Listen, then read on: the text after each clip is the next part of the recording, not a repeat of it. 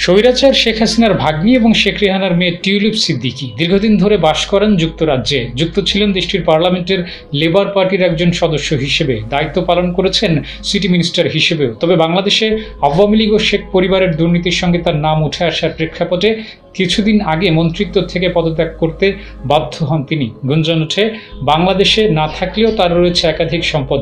এমন খবরে নড়ে চড়ে বসেছে দুর্নীতি দমন কমিশনও। এবার গুলশানে সাবেক প্রধানমন্ত্রী শেখ হাসিনার ভাগ্নির একটি ফ্ল্যাটের সন্ধান পেয়েছে দুদক। বাংলাদেশে ছাত্র জনতার গণ আন্দোলনে সরকার পতনের পর শেখ হাসিনা ও তার পরিবারের সদস্যদের ব্যাপক দুর্নীতি নিয়ে তদন্তে নামে দুদক। অন্যদিকে যুক্তরাজ্যের সাবেক সিটি মিনিস্টার টিউলিপ সিদ্দিকীর বিরুদ্ধে দুর্নীতির তদন্ত করছে দেশটির ন্যাশনাল ক্রাইম এজেন্সির গোয়েন্দা কর্মকর্তারা। এর আগে সোমবার এক সংবাদ সম্মেলনে প্রধান উপদেষ্টার প্রেস সচিব শফিকুল আলম জানান, কেমান দ্বীপপুঞ্জ এবং 5টি দেশে শেখ হাসিনা ও তার পরিবারের সদস্যদের নামে 635 কোটি টাকার খোঁজ পাওয়া গেছে। প্রেস সচিব আরও বলেছেন, যুক্তরাষ্ট্র, যুক্তরাজ্য, সিঙ্গাপুর, মালয়েশিয়া, হংকং এবং কেমান দ্বীপপুঞ্জে হাসিনার পরিবারের সদস্যদের সম্পদের খোঁজ পাওয়া গেছে। একই সাথে 124টি ব্যাংক অ্যাকাউন্টের সন্ধান মিলেছে, যাতে রয়েছে 635 কোটি টাকা।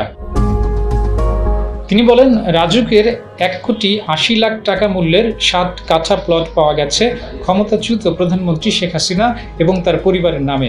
এছাড়া 8,85,00,000 টাকার 10% জমিসহ 8টি ফ্ল্যাট পাওয়া গেছে বলেও জানান শফিকুল আলম। এদিকে টিউলিপের নামে এর আগেও ঢাকার অদূরে গাজীপুরে বাগানবাড়ি সহ অন্য জায়গায় আরও কয়েকটি সম্পত্তির খোঁজ পেয়েছে দুর্নীতি দমন কমিশনের কর্মকর্তারা। সিটি মিনিস্টার পদ থেকে পদত্যাগের আগে লন্ডনে টিউলিপ সিদ্দিকের বাড়ি ও ফ্ল্যাট সহ বেশ কয়েকটি সম্পত্তির কথা প্রকাশ্যে আসে। এর মধ্যে একটি ফ্ল্যাট তাকে উপহার হিসেবে দিয়েছিলেন তার খালা শেখ হাসিনার রাজনৈতিক দল আওয়ামী লীগ সংশ্লিষ্ট একজন ব্যবসায়ী। তবে অভিযোগ ওঠে, ওই ফ্ল্যাট প্রকৃতপক্ষে বাংলাদেশ থেকে পাচার করা অর্থে কেনা। টিউলিপ মূলত দুর্নীতির অর্থের ভাগ হিসেবে এটি পেয়েছেন। উপহারের বিষয়টি ছিল সাজানো।